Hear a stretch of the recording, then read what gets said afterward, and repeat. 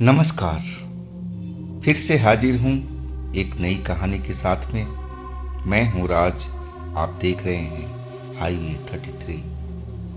दोस्तों, आज की कहानी अजीत की है। अजीत एक 25 वर्षीय युवक थे और गरीबी से जूझ रहे थे। घर का जो माली हालत था बहुत ही खराब हो चुका था। पिता उनका बहुत मेहनत करते थे, लेकिन सब मेहनत बर्बाद चला गया था। कर्जे में उनका पूरा परिवार डूब चुका था। तीन तीन बहनों की शादी होने के बाद अब उनका घर भी जो था गिरवी रखा गया था। गरीबी ने उनका बहुत बुरा हाल कर दिया था। अब वो एक नौकरी की तलाश में थे ताकि अपने परिवार को कर्जे से उबार सके, अपने परिवार को खुशहाली ला सके। तो क्या हुआ उनके साथ में? क्या वो ऐसा कर पाए? आइए चलते हैं आज की कहानी में। लेकिन दोस्तों, अगर आप इस चैनल पर पहली बार जुड़े हैं और अभी तक इस चैनल को सब्सक्राइब नहीं किया है तो दोस्तों जल्दी से कर लीजिए और साथ में बेल आइकन को ज़रूर दबाइएगा ताकि वीडियो का नोटिफिकेशन समय से आपके पास पहुंच जाए, आप मेरी वीडियो कोई मिस ना करने पाए। शुरू करें आज की कहानी। दोस्तों, मेरा नाम अजीत है। मैं अपने भाई बहनों में आखिरी नंबर था, यानी कि चौथा नंबर। मुझसे बड़ी मेरी तीन बहनें थी।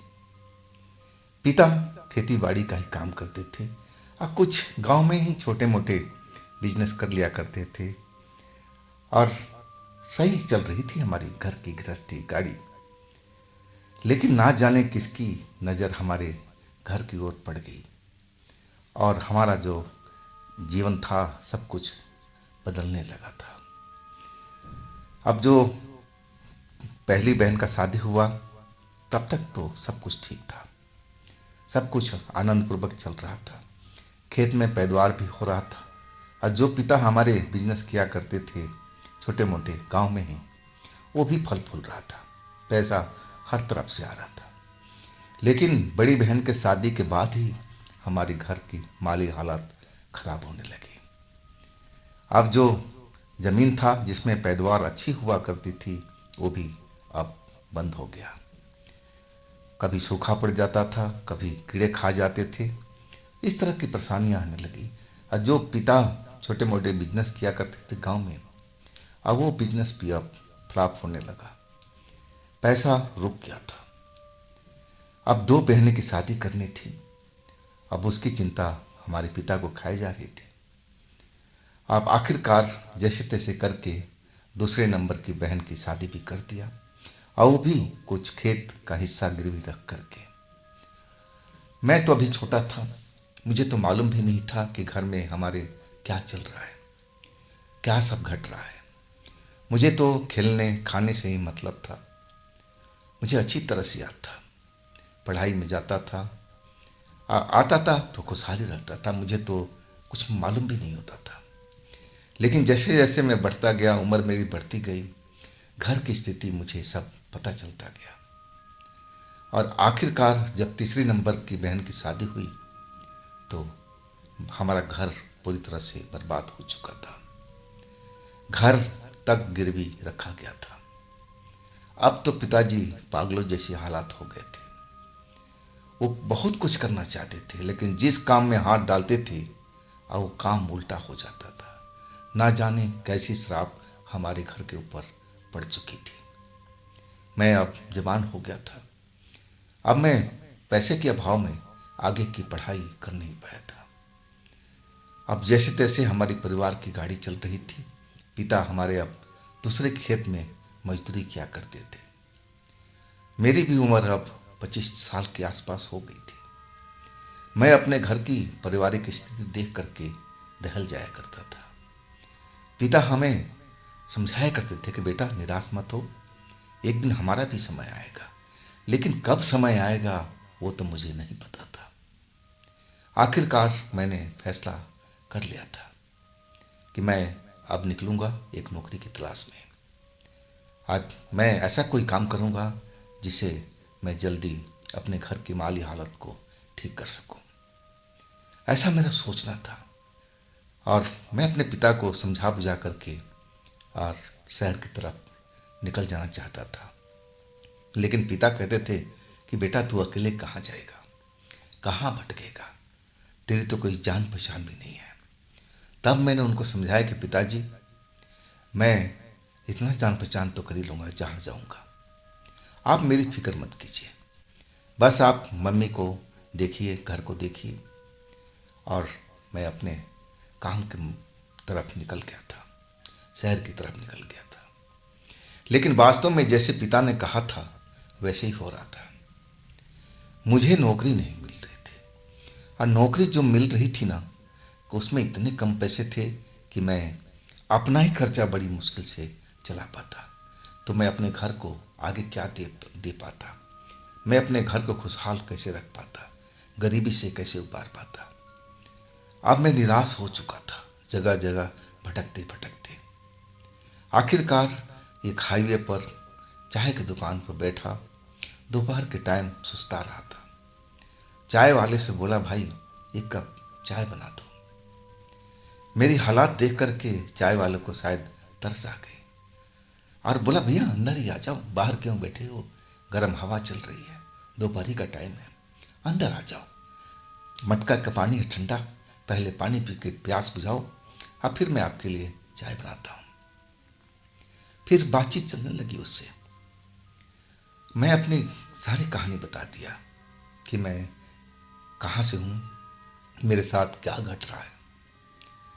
तब उसने बोला, देखो भाई, जिस मकसद से तुम निकले हो ना, और जितना पैसा तुम्हें चाहिए, इतना पैसा तुम्हारी इस नौकरी से मिलने वाली नहीं है। हाँ, एक आदमी को मैं जानता हूँ, वो तुम्हारी समस्या को शायद हल कर सकता है। अब मेरे कान खड़े हुए, मैं उसकी तरफ देखते हुए आप बोलने लगा कि जी आप उस आदमी से हमें मिलवा दीजिए। वो कहने लगा कि देखो, मैं तुम्हें एक एड्रेस बताऊंगा और आप वहां पर चले जाना, मुलाकात कर लेना, बातचीत कर लेना। लेकिन जाने से पहले मैं कुछ बता दूं आपको। तब मैं हैरान उसकी तरफ देख रहा था, क्या बताना चाहता था। मैंने पूछा, जी जी बताइए, आप क्या बताना चाहते हैं। तब वो कहने लगा कि देखो भाई, वो जो नौकरी है ना, आसान नहीं है तो नौकरी रात की चौकीदार की, लेकिन अच्छे अच्छे लोग वहां पर जा करके अब भाग आए हैं, कोई टिक नहीं पाता।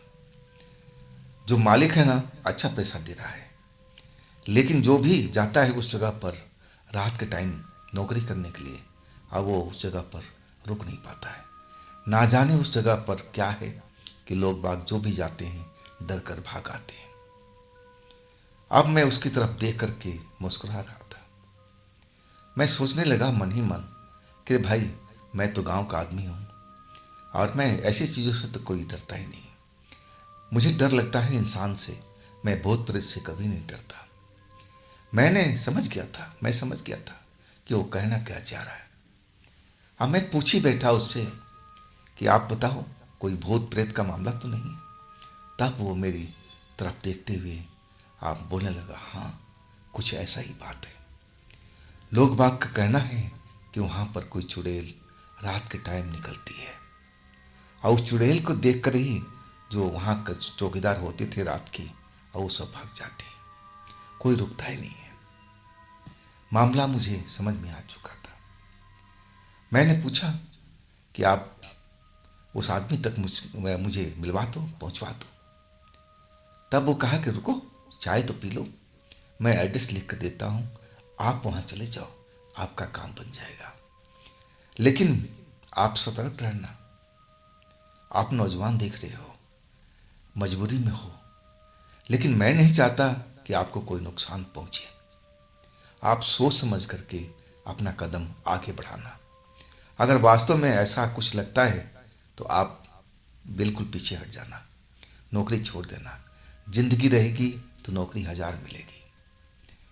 अब मैं सारी बात समझ गया था, जो कहना चाहता था। मैं चाय तो पिया और मन में एक अजीब तरह का उतावलापन था कि मैं जल्द से जल्द उस आदमी से मिलूं, ताकि वो मुझे नौकरी दे सके, वो मैं नौकरी हासिल कर सकूं। आखिरकार उससे एड्रेस लेकर के उसके बताए हुए रास्ते पर चल पड़ा था। जब वहां पहुंचा तो देखा कि एक ऑफिस है। ऑफिस रोड साइड का पुलिया बनाने का था। पुलिया का ही ज़्यादातर वो काम किया करते थे जो भी मालिक थे। अब मैं सीधा उस आदमी से मिला जिसके बारे में चाय वाले ने बताया था। वो वहाँ का मैनेजर था। मैंने चाय वाले का नाम बताया कि भैया जी ने भेजा है, जो रात की नौकरी है उसके लिए।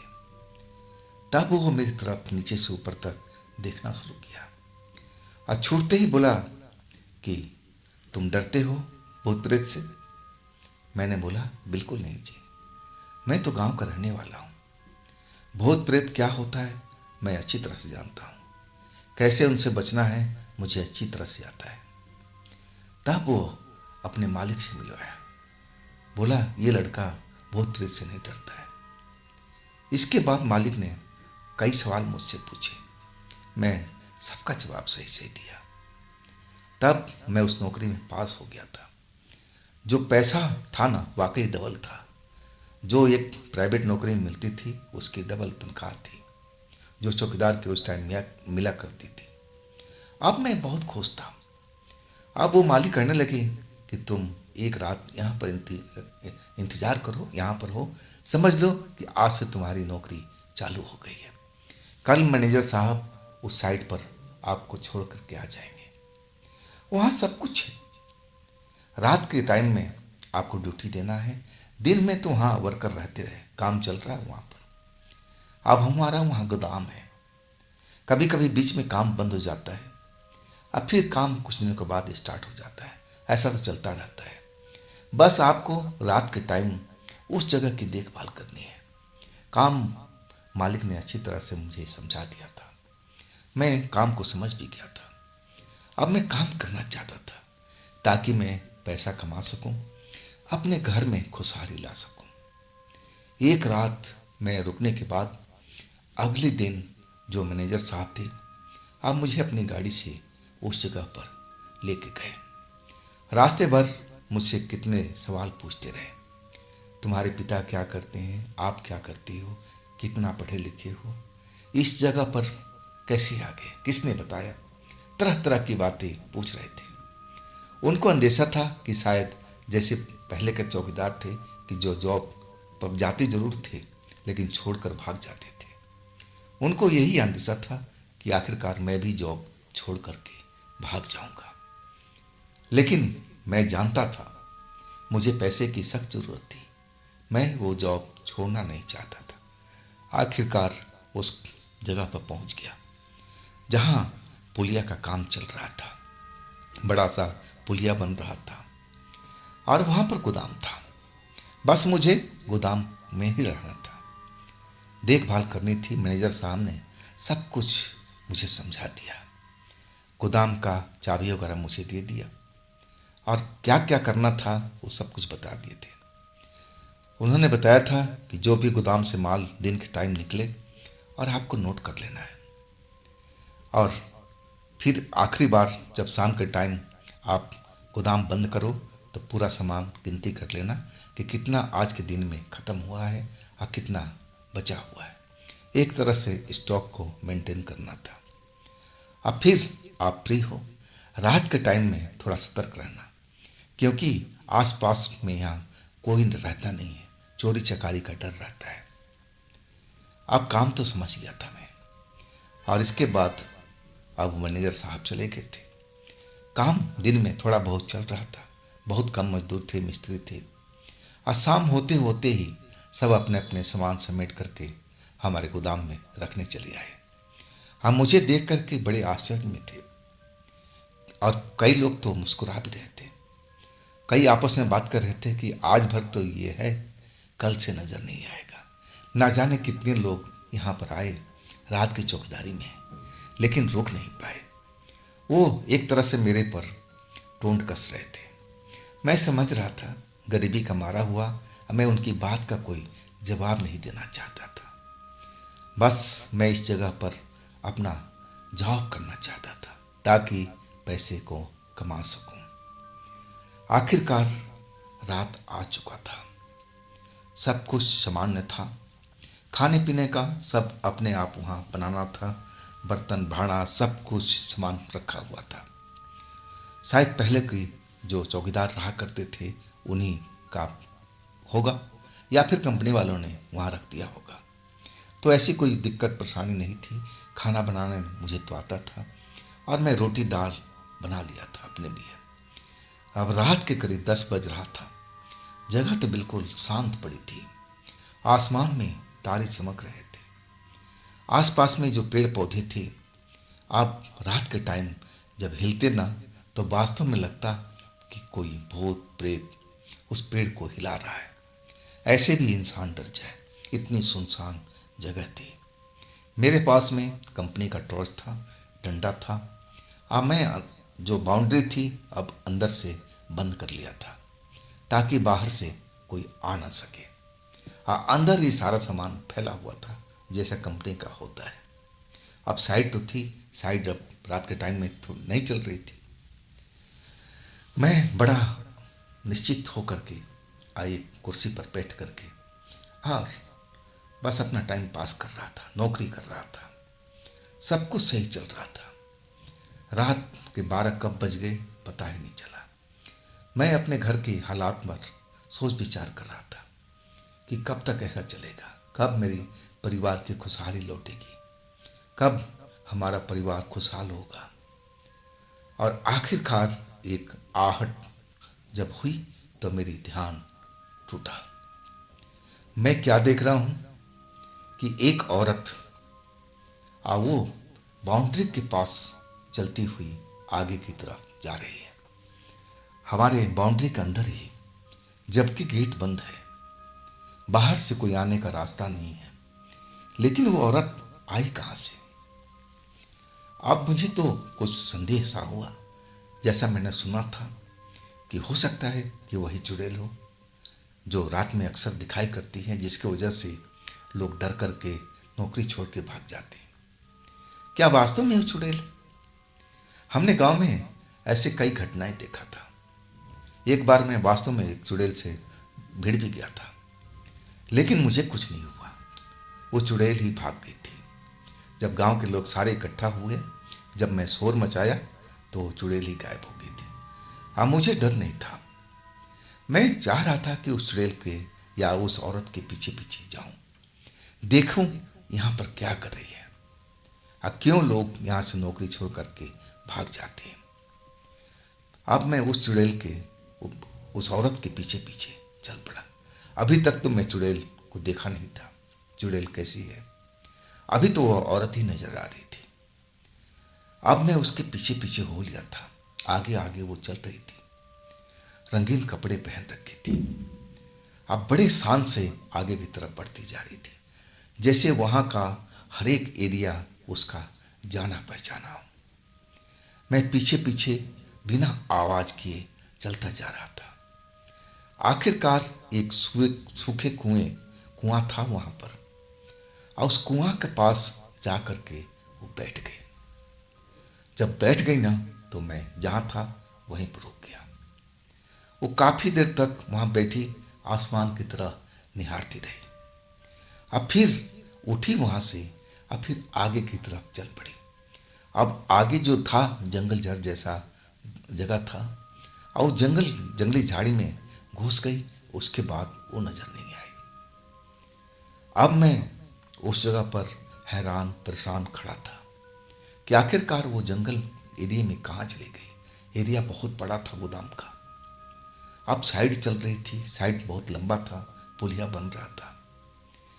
काफी देर हो गया उस जगह पर खड़े खड़े। जब वो नजर नहीं आई तो मैं कुएं के पास पहुंचा। कुआं में देखा, गहरा कुआं लग रहा था, लेकिन पानी है कि नहीं है रात में पता नहीं चल रहा था। मैं उस जगह को देखने लगा जिधर वो गई थी, लेकिन अब उस जगह पर मुझे नजर नहीं आ रही थी। आखिरकार काफी देर गुजर गया। जब वो नजर नहीं आई तो फिर मैं अपनी जगह पर पहुंच गया, जहां मैं बैठा हुआ था, अपनी नौकरी कर रहा था। आधा घंटा 1 घंटा गुजर गया था। मैं अपनी कुर्सी पर बैठा हुआ और उसी औरत के बारे में सोच रहा था कि क्या ये वास्तव में कोई भूत है, चुड़ैल है, या फिर कुछ और है। समझ भी नहीं आ रहा था। डर इतना नहीं लग रहा था, लेकिन शरीर में डर जरूर था।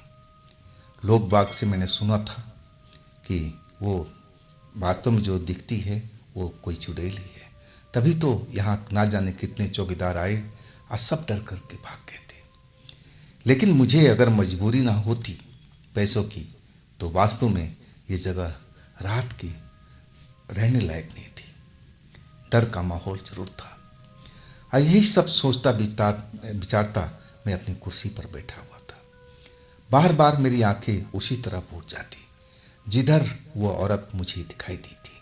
अभी तक मैंने उसका चेहरा तक नहीं देखा था, बस पिछला हिस्सा ही देखा था उसको जाते हुए। अब मैं कब अपनी कुर्सी पर बैठे बैठे और कब मुझे आंख लग गई, मुझे तो पता ही नहीं चला। मैं कब गहरी नींद में चला गया, मुझे कुछ भी याद नहीं। मैं सपने में था, मैं ख्वाब में चल रहा था, ख्वाब देख रहा था। मैं क्या देख रहा हूं कि मैं उसी कुर्सी पर बैठा हुआ हूं, मैं अपनी ड्यूटी कर रहा हूं। और जो रात है ना, अजीब सा एकदम चमचमाती हुई रात नजर आ रही है। रोशनी रोशनी उस जगह पर हुई पड़ी है। और आखिरकार उसी रास्ते से वो औरत आती हुई दिखाई देती है। इधर से तो जाती हुई मैं जरूर देखा था उसको, पिछला हिस्सा, लेकिन सामने उसका चेहरा मैंने नहीं देखा था। आज जब वो नजर आई तो मुझे सपने के अंदर में भी अजीब सी अनुभूति हो रही थी। पूरा शरीर जोरजोरी ले रहा था। और कब मेरे सामने आके खड़ी हो गई, मैं तो समझ नहीं पाया। जब मैंने उसका शक्ल देखा तो मैं खुद हैरान रह गया था। लोग बाग कहते थे कि वो चुड़ैल है, और वो 25-26 साल की एक नौजवान युवती थी। चेहरा सुंदर, रंगीन कपड़े पहने हुए, बाल खुले हुए, मदमदाता हुआ एकदम चेहरा चमकता हुआ मेरे सामने में खड़ी है। अब मेरे को देख रही है, घूर रही है, चेहरे पर एक अजीब सी मुस्कान। मैं डरा हुआ था, शरीर कांप रहा था। और तभी वो लड़की बोल पड़ी, अरे डरो मत, मैं तुम्हें कोई मारने नुकसान पहुंचाने के लिए नहीं आई। तुम मुझसे डरो मत, क्या तुम मुझसे दोस्ती करोगी? मैं उसकी तरफ देखता रहा। सपनों के अंदर में भी डर की अनुभूति होती रही।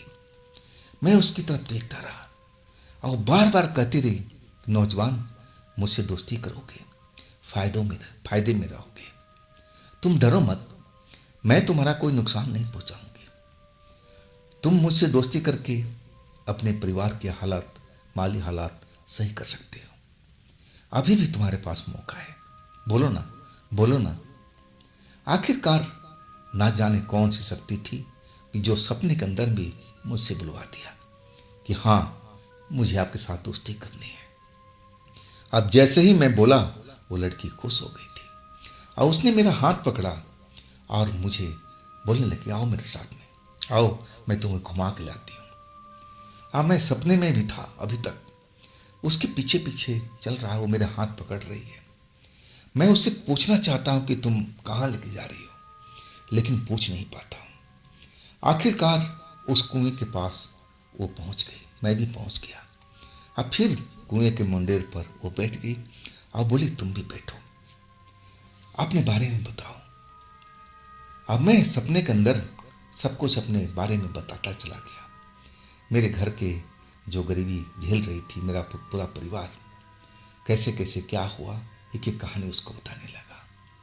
और वो मेरी बात सुन कर के दर्द महसूस किया और वो बोली, अब ऐसा नहीं होगा, तुम्हारा परिवार जरूर खुशहाल होगा, तब तब तक जब तक तुम मेरे से दोस्ती रखोगे। उसने खुली शब्दों में ऐसा बोल दिया। और इसके बाद मेरे सर पर हाथ फेरने लगी, जैसे मुझे वो प्यार करना चाहती हो। अब मुझे भी एक सुखद अनुभूति हो रही थी। जैसे जैसे मेरे सर के बालों को वो हाथ फेर रही थी, मुझे बहुत अच्छा लग रहा था, सपने के अंदर में भी। और न जाने मेरी आंख कब बंद हो गई, सपने के अंदर में मैं अपना होश खो बैठा था।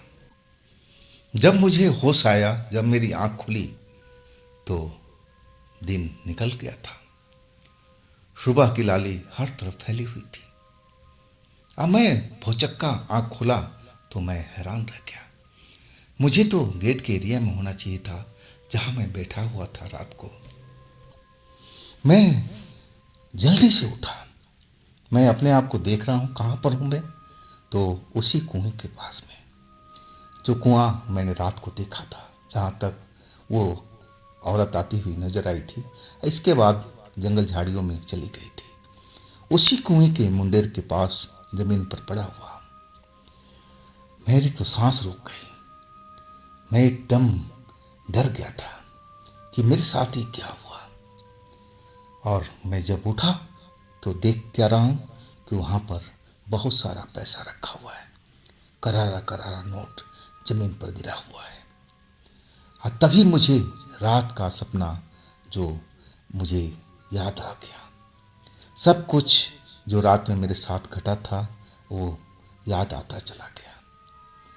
अब सुबह हो चुकी थी। कुछ देर के बाद में सब जो काम करने वाले लोग थे, मजदूर थे, मिस्त्री थे, अब आने वाले थे। अब मैं जल्दी जल्दी उस रुपये को समेटा। अब फिर जिस जगह पर मैं मेरा घर था, जिस जगह पर मैं आराम करता था, और उस जगह पर मैं पहुंच गया।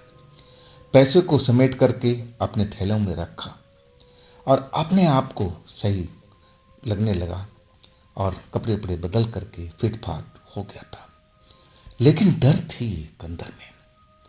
क्या मैंने उस लड़की के साथ पूरी रात गुजारी है उस कुएं के पास में? डर तो था अंदर में।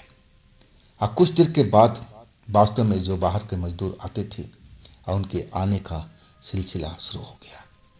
अब मैं उनको सामान एंट्री करके दे रहा था और वो अपने सामान ले लेकर के पुलिया की तरफ जा रहे थे। और इस काम में लगभग 2 घंटा बीत चुका था। और तब जब लगा कि सब कुछ सही हो गया है, सब अपने काम पर चले गए हैं, तो मैं एक बार उस कुएं की तरफ जाना चाहता था, देखना चाहता था कि आखिर उस कुएं के अंदर में क्या है। और जहां पर लड़की गायब हो गई थी जंगल झाड़ियों में, उसके अंदर में क्या है। आखिरकार मैं उस कुएं के पास पहुंचा, कुआं को देखा। कुआं बहुत गहरा था। वो कुआं बहुत गहरा था। अब बिल्कुल शांत था, कोई भी हलचल उसमें नहीं थी। आखिरकार मैं झाड़ियों की तरफ चल पड़ा। झाड़ी के अंदर देखता रहा, कुछ देर तक खड़ा हुआ। अब फिर जिधर वो औरत गई थी रात के टाइम में, और उसी रास्ते चल पड़ा। अंदर चलता जा रहा था, देखता जा रहा था आस पास में, लेकिन ऐसा कुछ नजर नहीं आया। आखिरकार जो बाउंड्री थी अब नजर आने लगी थी। बाउंड्री के पास में एक नीम का बड़ा सा पेड़ था। अब उस नीम के पेड़ के पास में मैं आकर के खड़ा हो गया था। अब बाउंड्री उसी के साथ सटी हुई थी। मैं देखने लगा नीम को पेड़ का। नीम का पेड़ बहुत पुराना दिख रहा था और घना भी दिख रहा था। और तभी मुझे कुछ नीम के पेड़ पर जैसे हलचल हुआ। मेरी निगाह उस तरफ उठी, लेकिन मैं देख नहीं पाया। फिर अचानक सब कुछ शांत हो गया था।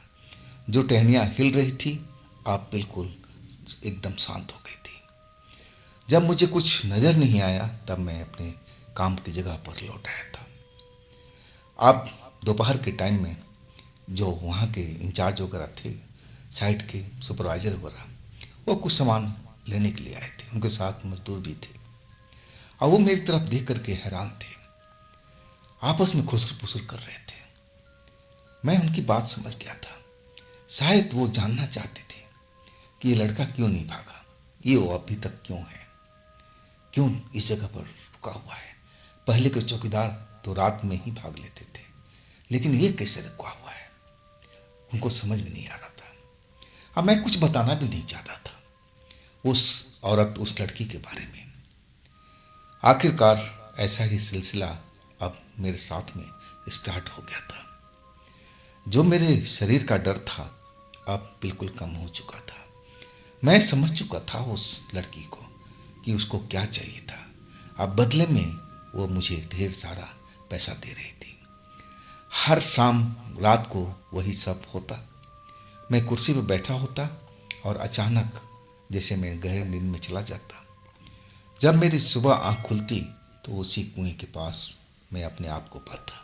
मेरे बगल में बहुत सारे पैसे मुझे मिल जाते। अब वो अपने मकसद में कामयाब थी, अब मैं अपने मकसद में भी कामयाब था। मुझे पैसों से मतलब था और उसको प्यार से मतलब था। करीब करीब 10 दिन बीत चुका था। अमावस आने वाली थी और वहाँ पर एक पुराना सुपरवाइजर था जो दूसरी साइड पर रहता था। उसके साथ एक मजदूर था, वो भी पुराना व्यक्ति था। जब मेरी साइड पर वो लोग आए किसी काम से, तो वो जो मजदूर था पुराना ओल्ड एज का, मुझे देख करके आश्चर्य में पड़ गया। अब मेरी आंखों की तरफ घूरे जा रहा था। मैं उसको इस तरह का घूरना देख करके कुछ अजीब सा लग रहा था। ना जाने उसकी आंखों में क्या था, मुझे तो झुरझुरी सी होने लगी थी। तब वो बुजुर्ग व्यक्ति जो मजदूर था मुझसे बोल पड़ा, नौजवान, कितने दिन से यहाँ पर काम कर रहे हो?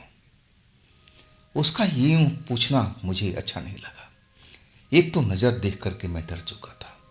आंखें एकदम लाल लाल सी नजर आ रही थी। लग रहा था कि दिन के टाइम में भी शराब पिए हुए है, ऐसा उसका चेहरा, आंखें था और हेल्थी भी था। जब वो पूछने लगा कि कितने दिनों से हो, तो मैं डर गया था। मैं बता दिया कि मैं इतने दिन मुझे हो गया। और तब वो और मेरे नज़दीक आ गया, मेरी आंखों में आंखें डाल करके देखने लगा। और तब वो फुसफुसाते हुए कहने लगा, नौजवान, तेरे पास अब ज़्यादा टाइम नहीं है। जितना जल्द हो सके इस जगह से भाग जा, नहीं तो अमावस की रात आते ही वो तुझे मार देगी। तू बचना चाहता है तो अभी भी तेरे पास मौका है। तू इस जगह से भाग जा और दोबारा लौट के इस जगह पर मत आना, नहीं तो वो तुझे छोड़ेगी नहीं।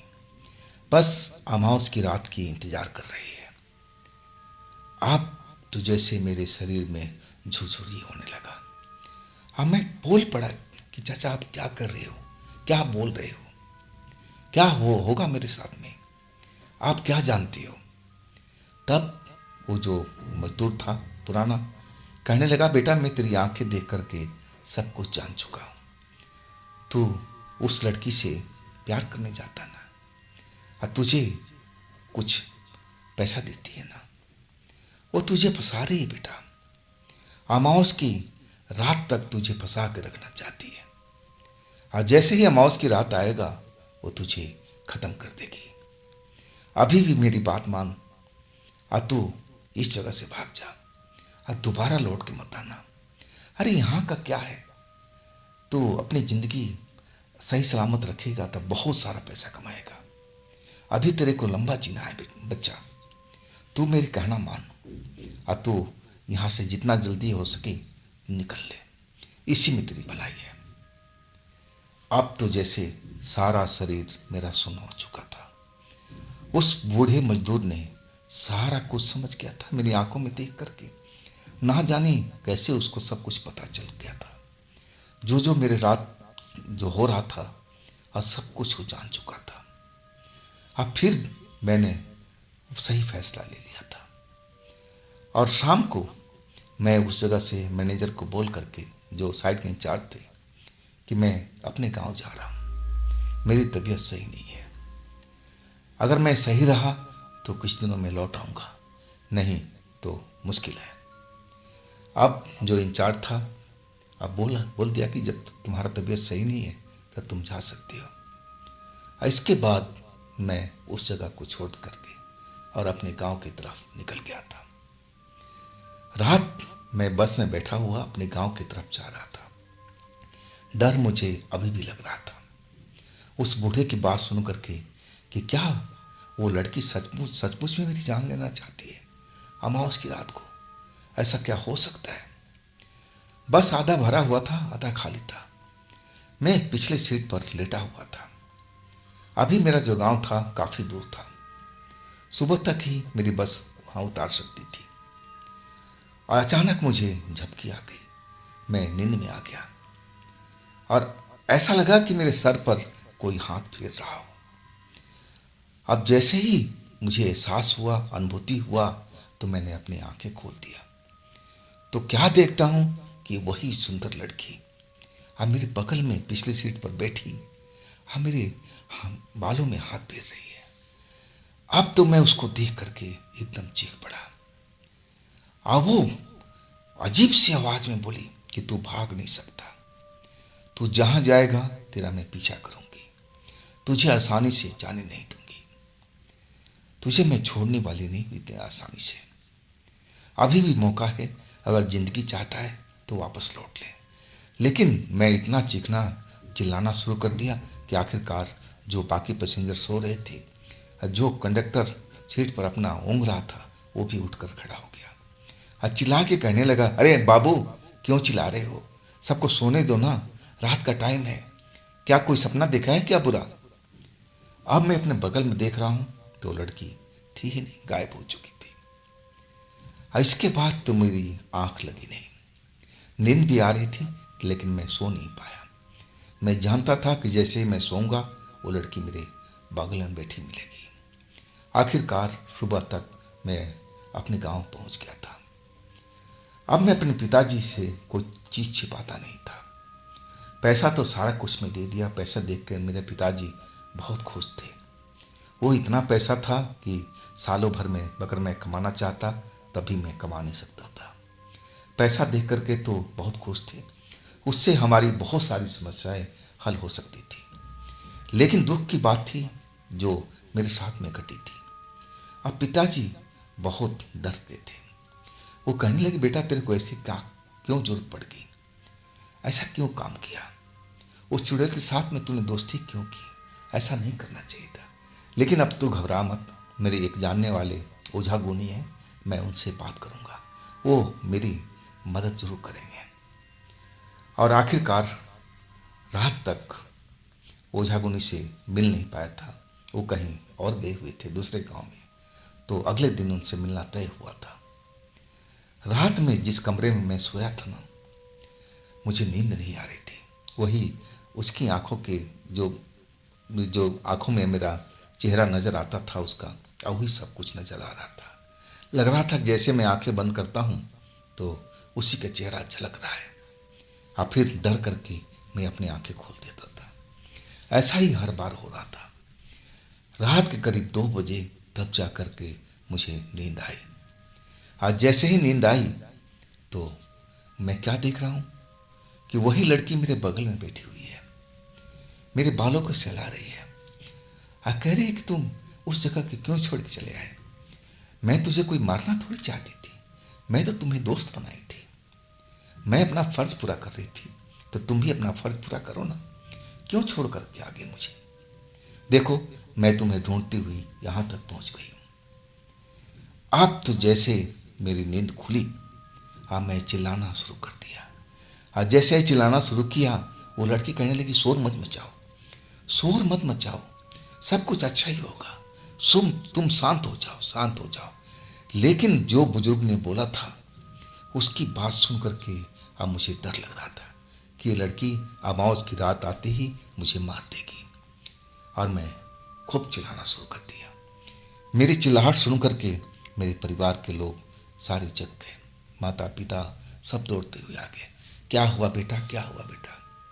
मैंने पिता को सारी बात बताई कि पिताजी वो लड़की यहाँ तक पहुँच गई है, अब मेरा क्या होगा। पिताजी भी दुखी थी। कहने लगे, बेटा अब रात का टाइम है, हमें सुबह तक इंतजार करना पड़ेगा, और सुबह होते ही मैं तुम्हें लेके उनके गांव चलूंगा। वो दोस्त है मेरा, अब कुछ जरूर करेंगे हम लोग के लिए। आखिरकार सुबह हुई और 10 बजे के बाद हम लोग उनके गांव की तरफ चले। वहां पहुंचने पर वो मिल गए, कहीं रिश्तेदारी में गए थे और सुबह सुबह तड़के ही अपने घर पहुंचे थे। आओ, पिताजी ने सारी बात बता दिया और वो मेरे पास में आकर के मेरी आंखों में देखने लगे। आप मुस्कुराते हुए कहने लगे, अरे वाह बेटे, तूने तो एक चुड़ैल लड़की से भी दोस्ती कर ली। तेरे में तो गजब का जिक्र है। तो घबरा मत, सब कुछ सही कर दूंगा, डरने की जरूरत नहीं है। तू हिम्मत मत छोड़, सब बढ़िया हो जाएगा। इसके बाद वो झाड़ फूक करने लगे और गले में एक ताबीज उन्होंने डाल दिया था कि इसको पहन कर रख बेटा, तेरे पास कोई चीज ऐसा नहीं आएगा जो तेरा अनिष्ट कर सके। तू अपने घर जा, अपना जो काम करना है कर। कोई दिक्कत परेशानी हो तो मेरे पास में जरूर आना, लेकिन मैं जानता हूं कि तुझे कोई दिक्कत परेशानी नहीं होगी।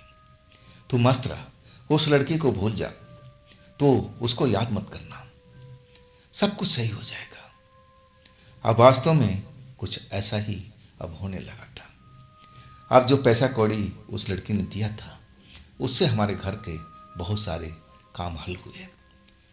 घर जो गिरवी था उसको पिता ने छुड़ा लिया, कुछ जमीन जो गिरवी रखा हुआ था उसको भी अब वापस ले लिया था। लेकिन अभी भी कर्ज काफ़ी था, अभी भी मुझे पैसों की बहुत ज़्यादा ज़रूरत थी। लेकिन अब मेरी हिम्मत नहीं थी कि उस तरफ उस काम पर जाऊं, उस लड़की से दोबारा मैं दोस्ती करूं, उससे पैसे पाऊं।